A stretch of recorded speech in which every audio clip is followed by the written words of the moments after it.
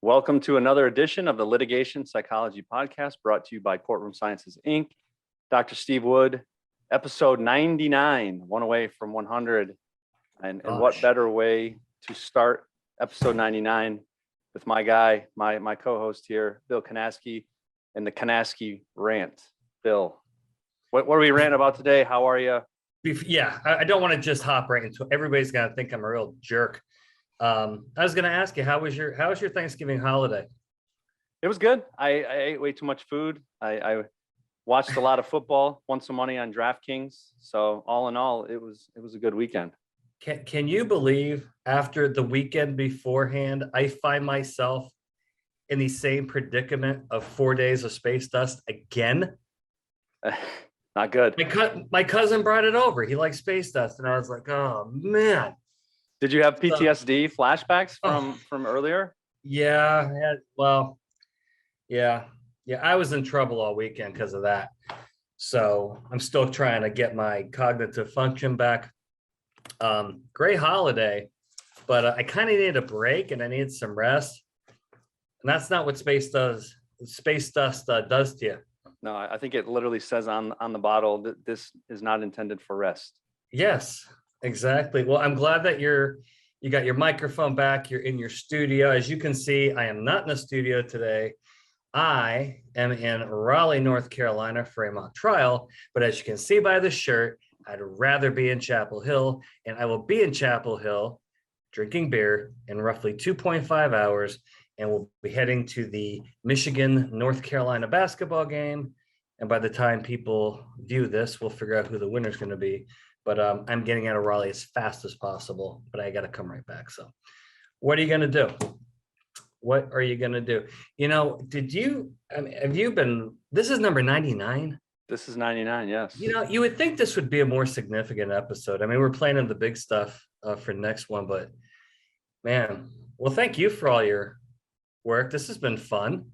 Yeah, we've been getting a lot of feedback. That's one of the things. A lot of feedback. I mean, random attorneys sending us messages, telling us how much they love the podcast. So I think we're doing something good here, right? Yeah, no, we definitely I think we haven't said enough that we appreciate the listeners. So I think I want to go on record now to say that we appreciate everybody who's absolutely this long and has sent us a lot of good emails, questions, and feedback and stuff. So we appreciate it. Yeah, absolutely. You know, the other thing that just happened recently, which again, by the time, and this is still going to be going on by the time this is broadcast next week, I think, the sports world is like upside down. I mean, well, first off, I let college sports just rip my heart and my soul out of my body, and they just stomp on it, Steve. They stomp on it. That's what they do. The players do it, the coaches do it. And what Lincoln Riley just did, and the domino effect this has.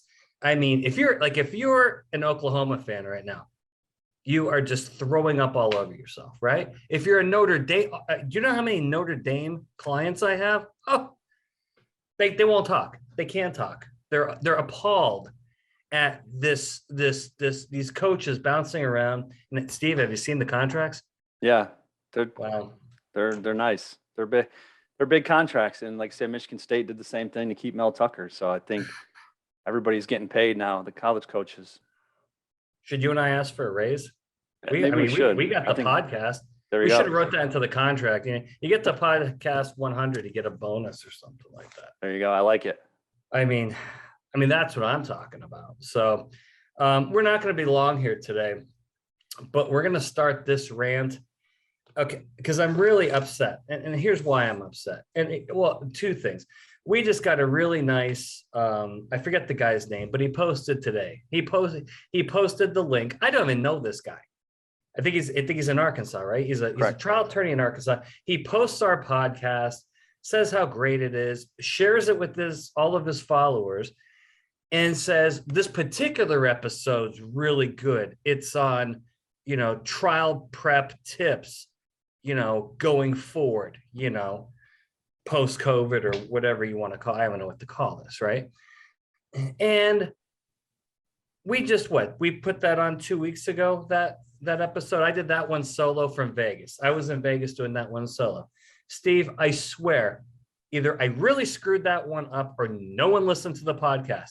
Because in the last 2 weeks, what have you and I been through? Mind-boggling. Defense counsel, please.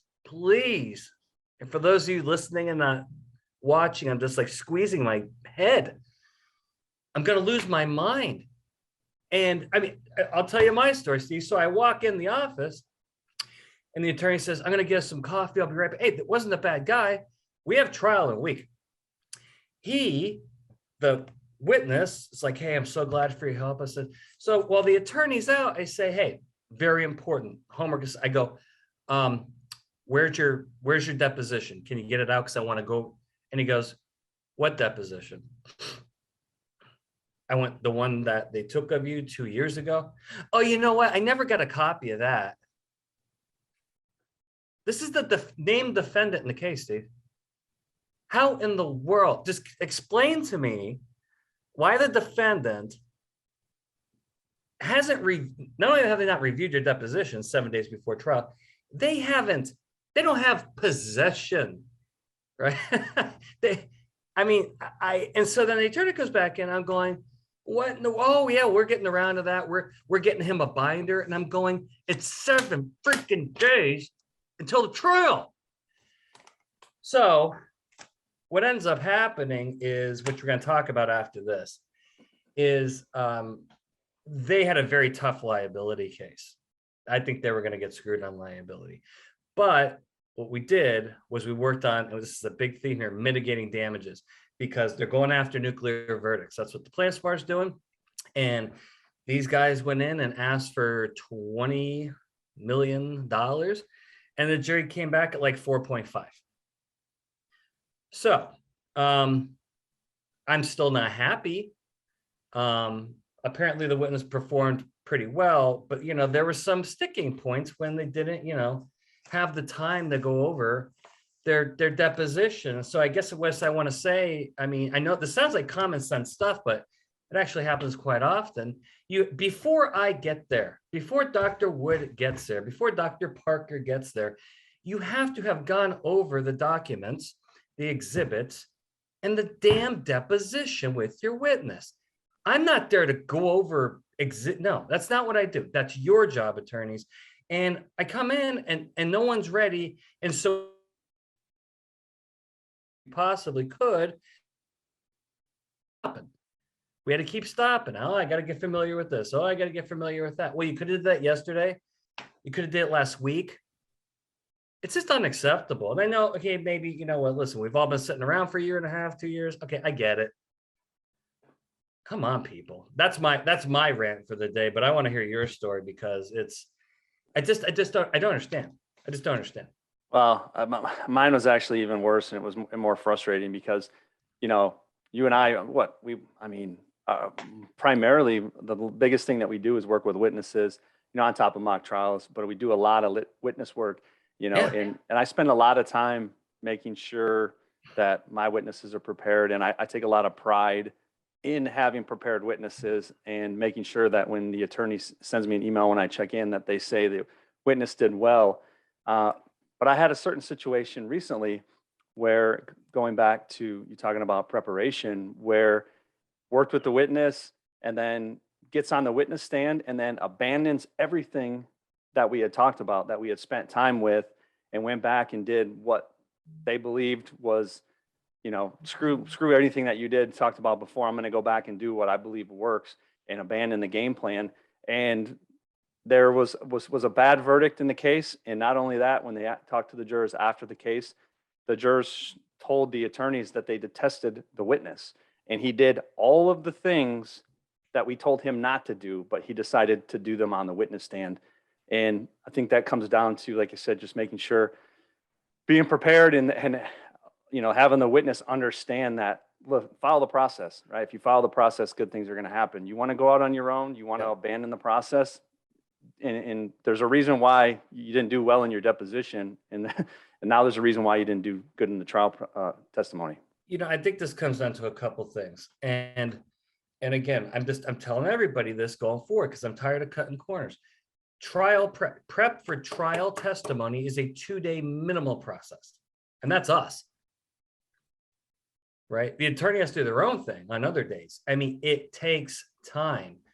Not, hey, can you come spend the afternoon with my witness and teach him how to be a good witness in front of a jury? No, that's not how this happens. You got to prepare them usually for adverse examination, and they're going to get clobbered in the face. And what are they going to do? Right? Are they going to follow the system? And then afterwards, they have to be rehabilitated by their attorney, completely different skill set, completely different objective. That takes 2 days. You try to cram that into 1 day. Yeah. Really, it's just not smart. It's really, really unwise. But another thing that I think gets taken for granted, and when witnesses go rogue, I think this is one of the main factors. There's not enough trust. Not enough trust and faith has been established between the witness and the legal team.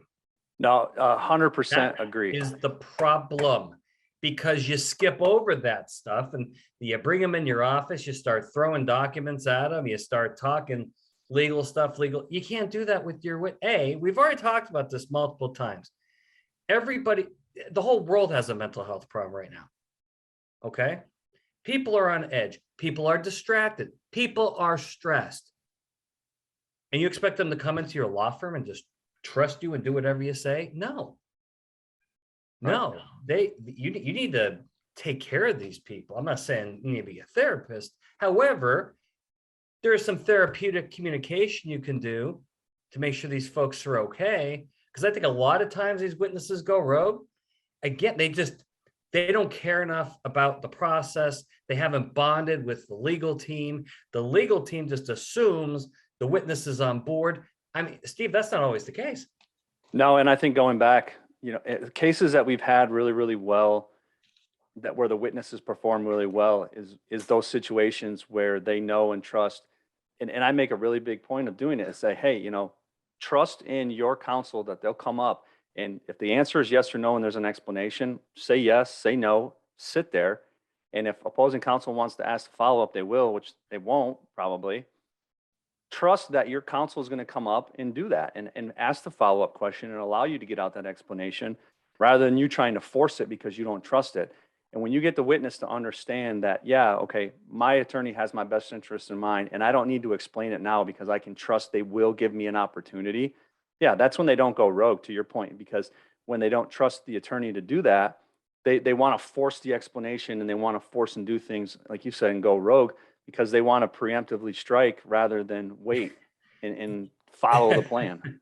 Yeah, I believe another part of your story, which you have failed to mention yet, maybe you're going to go on a 2-part series rant, was I'd like you to tell our audience, okay, without obviously not naming names or the case, right? Now, I don't even want to know the sex/gender of this person. Okay, I'm going to ask you the question this way. How important is it to have a really solid script of mock questions for your prep session to really go over the witness with? Because if you just try to wing that, you're not simulating the process. Like, I think they may ask you this. No. We have to simulate this process, and you need to attack the witness. You want them to go rogue during the prep session, right? But if you sit there and you dilly-dally and you're just kind of informally going over questions and topics, I mean, Steve, that's not enough. No, I mean, yeah, you need to, and I think it needs to be clear too, and for, like you said, the attorneys who are listening and anybody else who's listening, is that there needs to be an expectation that you'll come in and have a set long list of questions that you plan to ask the attorney, like you said, ask the witness, rather than just plan to do it on the fly. Because like I said, when it goes on the fly, it never works. And then there's instances where, they turn to us and say, okay, do you have questions that you want to ask? And then all of a sudden now we come up and we can manage to do it when we're on the spot. But at the same time, we're not attorneys and we don't know the case as well as the attorneys do. So having us ask the questions is not going to be as effective than an attorney who is skilled in doing that and knows what opposing counsel is going to ask in the way they're going to ask it. So yeah, I think if you're not preparing those questions ahead of time, I think you're doing your case and your witness a great disservice. So I've had to address this recently Because here's the excuse I get. Well, it's the week before trial. I'm doing all this other stuff. I don't have time to sit here and prep a witness. Okay, well then why don't we back up this timeline? I mean, I think it's pretty obvious what's going on in most of these cases.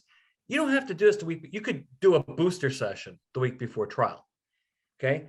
I tell Mike, I want this witness 4 to 6 weeks out because I'm going to pound them. I'm going to crush them and I need them ready and I need to get them going. And then we could do as many booster sessions. So by the time we get right before trial, your hair is on fire. You're busy writing motions, right?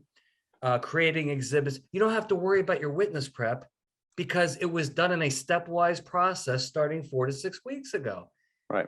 But the problem is if I get the call, hey, what are you doing next week? Oh, by the way, our trial's in 2 weeks. Like we're all kind of screwed at that point, right? I mean, yeah. And then, like you said, it's just way too much stuff. I mean, honest, when we do our training and like you said, beating up on witnesses, I mean, we always say it's like drinking water from a fire hose. We're putting them through a bunch of stuff. We're throwing a lot of stuff at them. And now layer in, exhibits and having them to reread their deposition and layer in all these things. I mean, you're really setting yourself up. It's just an information overload. You're already overloading on top of overload. And there's only so much the human mind can really handle. And I think you're really setting yourself up, like I said, for the witness to crash and burn because it's just too much for them with too short a period of time. It's like cramming for the bar exam a week before the bar exam. Well, and here's another thing, which we're going to, this perfect transition. I think a lot of legal teams take their foot off the gas because they're expecting things to settle. Okay. And guess what? My data shows they're not settling. These guys are not settling. So I went back.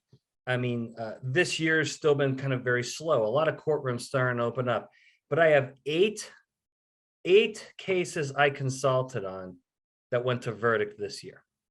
Okay. Now, how do you define the win and loss column?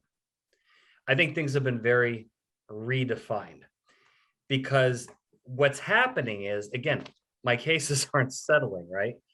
And we have liability problems.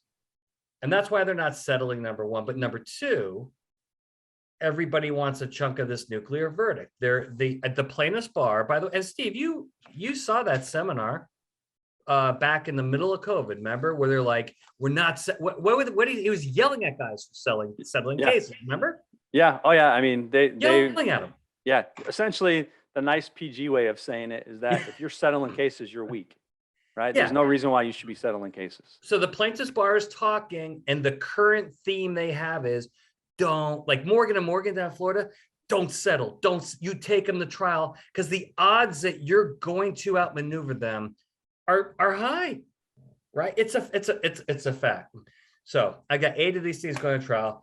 I am going to give myself an 8-0 record. And I'm going to tell you why. Because before each of these verdicts, I asked the client, I said, what is a win in this case? What is a win? And every single time they told me between this dollar amount or underneath this dollar amount, right? That's a win. I'll be happy, client's happy. Liability is liability. So the nice thing is on 4 of these 8, we win on liability. Boom, there you go. I'm going to tell you what's in common with these cases. On the other 4, lost on liability and kind of knew we were, okay? Steve, every one of these, okay? And so today, right here in the great state of right here in the Tar Heel state, I'll give you the kind of overall figures. I cannot tell you what the name of the case is, anything like that. Verdict came back this morning, okay? So I'm so glad I'm actually here. And I'm going to meet with these guys tomorrow for coffee. And this plaintiff attorney asked for roughly, I'm just giving you round figures, roughly $50 million. Okay, 50, going for the jugular. This is like a 2.5-week trial, almost 3-week trial. And this jury comes back, and it was a tough case, Steve. Very unique case, very tough, Steve. This jury comes back under $7 million. That gets put in the W column. Right. Attorneys happy, legal teams happy, clients happy. The settlement demand on the case, and this is what they do every time now. I'm trying to tell you guys what they do because this is what happens. They were saying, hey, give me 25 million. This is on the 30 days before trial, Steve. Give me 25 million because I'm asking for 50 at trial, and you don't want to get hit for 50. Well, we just gave them the big middle finger on that one. And I'll tell you why we gave them the big middle finger. Back to our methodology, Steve. Not one, two mock trials. We knew what the damages were. We knew. I knew that 80%, I had an 80% chance of this coming in under 10 million. Why? I scientifically researched it with two sets of juries, twice, okay? We knew what it was gonna be. Now, we knew we had some risk there, but I'll take 80-20, right? It's better than 50-50, but we really knew. We also learned about some things that were the most damaging to us that we need to address and change, all right? Second thing we did with our main two witnesses, who are technically our named defendants, star witnesses, multiple days of trial prep. And ready for this? We started the trial prep 4 months ago. 4 for trial, right? And did multiple sessions, and every 30 days kept getting them ready. Okay. We sent one of our colleagues, Dr. Speckar, who's been on the show, set him up because I wasn't available. I was out in Las Vegas with you. Sent him out to consult on jury selection. Okay. I mean, one of the top guys on this planet in jury selection. He helped with the supplemental jury questionnaire. So, okay, so what does this mean? This client invested in the weaponry to avoid a nuclear verdict, right? And on the other cases I told you about, the same thing happened.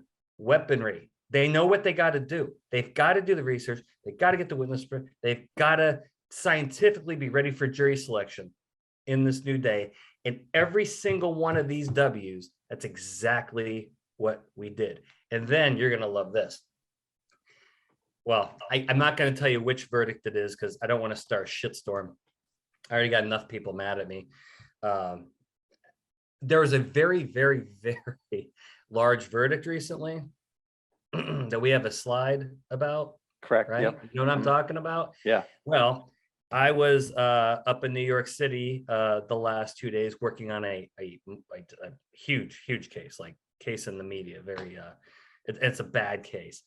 And I talked to that attorney, and as he was dropping me off at the airport, he goes, I know that guy that tried the case, the defense attorney, down, you know, I'm not even gonna approach the name of this case.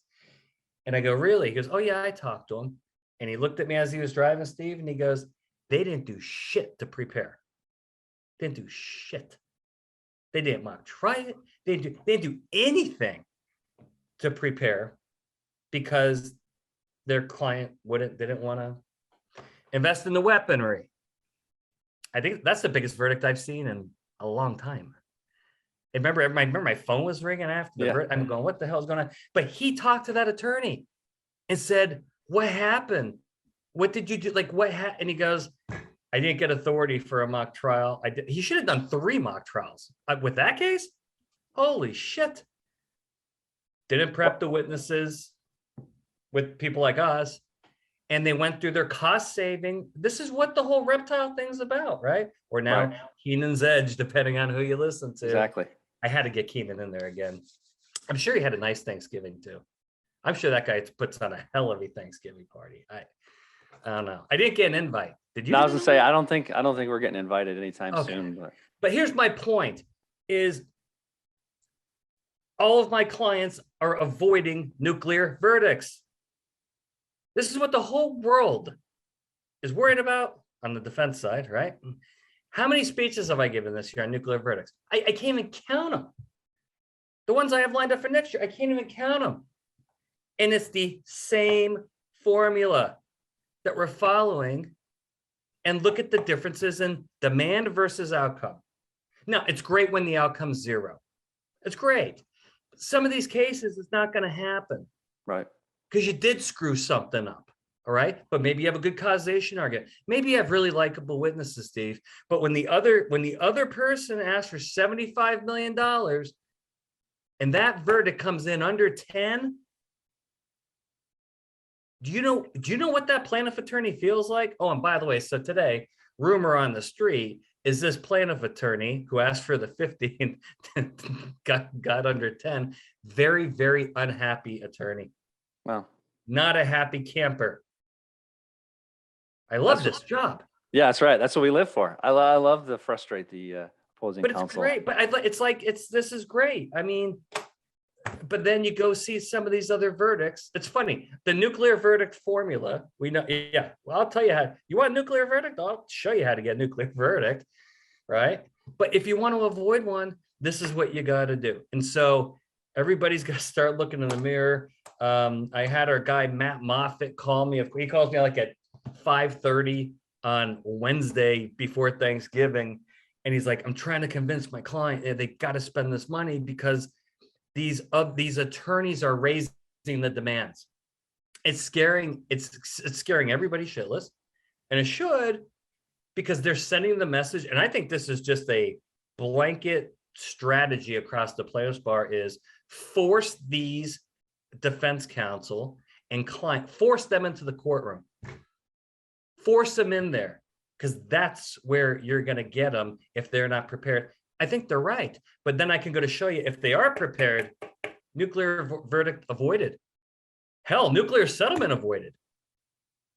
I mean, you really got to look at numbers. So I think going forward, Steve, then we can wrap this up. I think you have to define a win a certain way.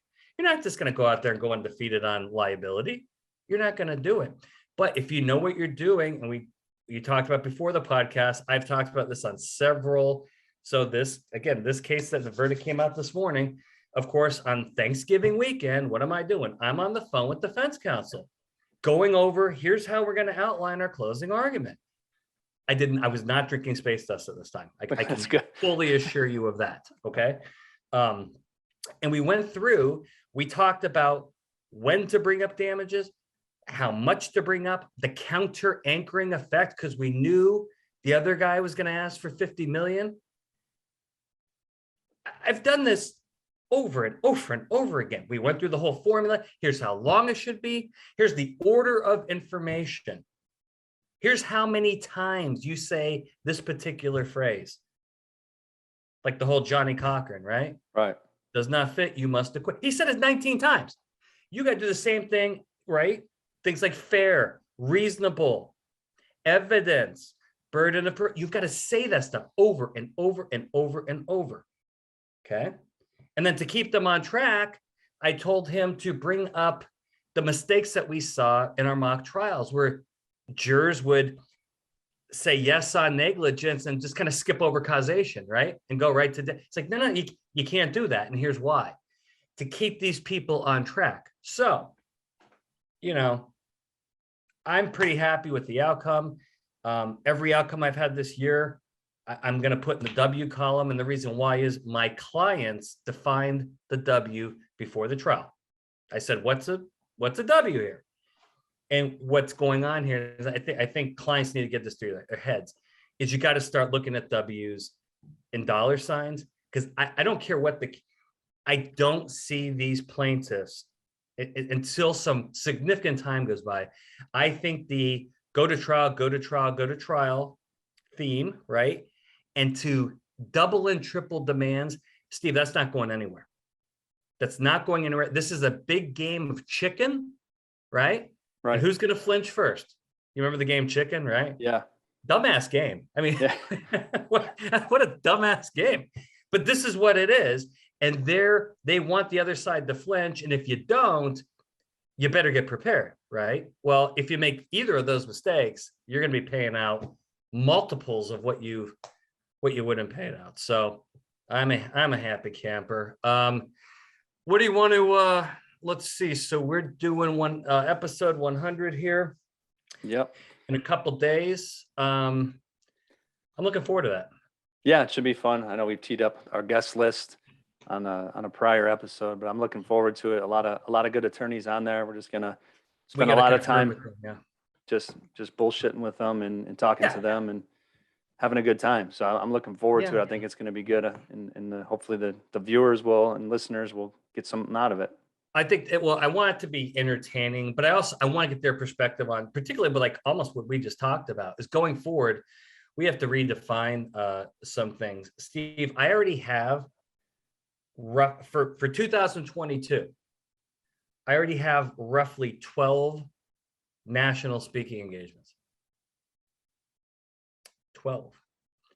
Many of them paid for. Look at that. So obviously doing something right, but I really do think, based on the feedback we're getting, because listen, when I started this podcast and I dragged you into it, I didn't know where this was going. I thought it was something cool. I enjoy it. I have fun with it. And I find it a way I can communicate with clients because we bank these things. You can go back, start from episode 1. It's a really good way to share information. And it's also, I told you last week, if plaintiff attorneys get on here and they want to watch my play, good. That just gets my viewership up. Welcome, Plaintiffs Bar, because I'm going to tell you exactly how I'm going to beat you. But they have their podcast, and you can go listen to them. I mean, I've listened to Nick Rowley on podcasts, and I mean, it's an even playing field when it comes to that. So I think we need to keep this thing going. And we'll line up for some more guests. I got some guests. I got some guests lining up. Actually, I got some people coming on. One of them, one we mentioned earlier, from Arkansas. So yeah, we'll have him on and we'll talk to him. Yeah, I think that's going to be good. I also want to do, which we've done a couple of times. I want to do more of. I want to do more panels.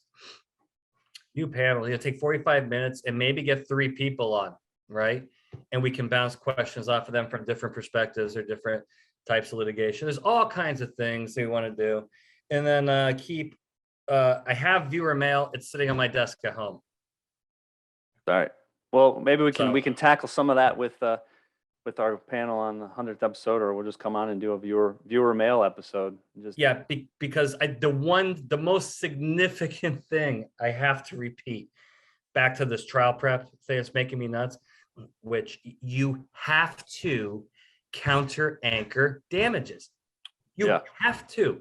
I'll tell you exactly how to do it. I'll tell you how much for, probably, and I'll tell you how to phrase it. But if you don't do that,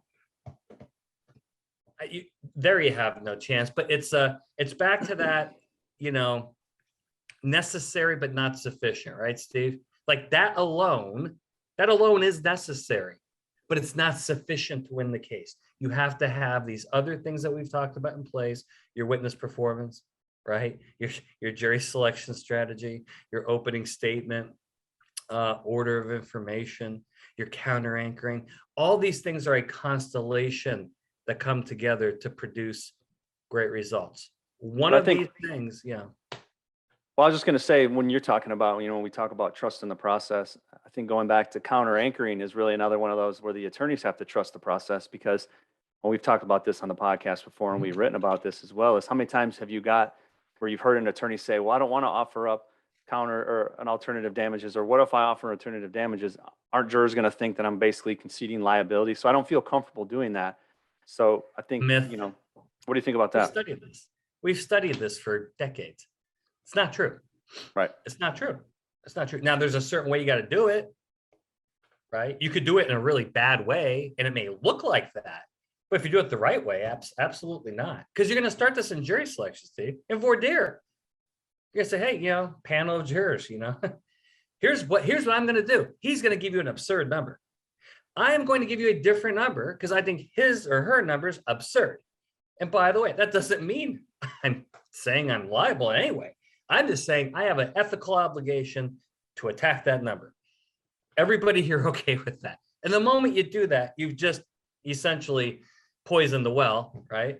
And that's what you want to do. In other words, it's not poisoning the well. It's called priming. You're going to prime them. So when it happens, they go, yep, knew that was coming. He did attack that number. Right? And everybody's okay with it. But that's how you have to start that process. And openings tell you how to do different podcasts. Yeah. But Awesome. Hey, great number 99. Steve, take us away, and I'll see you in a couple days for number 100. All right. Thanks for joining us. This has been another edition of the Litigation Psychology Podcast brought to you by Courtroom Sciences, Inc. Check out our website, courtroomsciences.com. On there, blogs, posts, a lot of good material on there for anybody who's looking to get more information from the legal psychology perspective. Yep. Good luck to the Tar Heels tonight. As you know, I always root against the University of Michigan. I apologize to any of our Michigan fans, but don't apologize. Do not apologize for that. well, then, no, I'm not apologizing. Then Go you Heels. guys know, like I said, go green. And in this situation, hopefully the Tar Heels take down the University of Michigan. We'll talk soon. And thanks for joining us for another edition of the podcast.